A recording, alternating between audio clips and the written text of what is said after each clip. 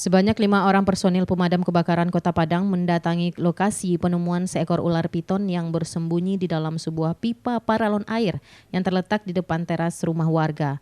Proses evakuasi ular ini pun berlangsung dramatis. Dengan menggunakan kayu, petugas berusaha mengeluarkan ular tersebut dari dalam paralon dan penutup ujung pipa dengan karung plastik agar ular tersebut tidak kabur. Setelah 20 menit kemudian akhirnya ular tersebut berhasil dikeluarkan dan diamankan oleh petugas ke dalam karung karena kondisi ular masih agresif. Diduga ular tersebut terbawa arus banjir dan bersembunyi di dalam pipa paralon air yang berada di depan teras rumah warga. Ular jenis piton sepanjang 3,5 meter ini selanjutnya dibawa ke Mako Damkar untuk diserahkan ke komunitas reptil agar direhabilitasi dan bisa dilepas liarkan kembali ke habitatnya. Kembali hari ini Damkar Kota Padang baru saja selesai mengevakuasi satu ular. Jenis ular adalah ular piton dengan panjang 3,5 meter.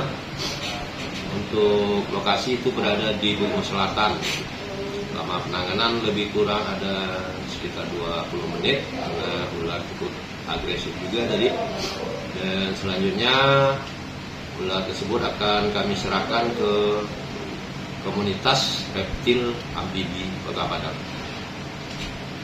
Dari Padang, Sumatera Barat, Budi Sunandar, iNews melaporkan.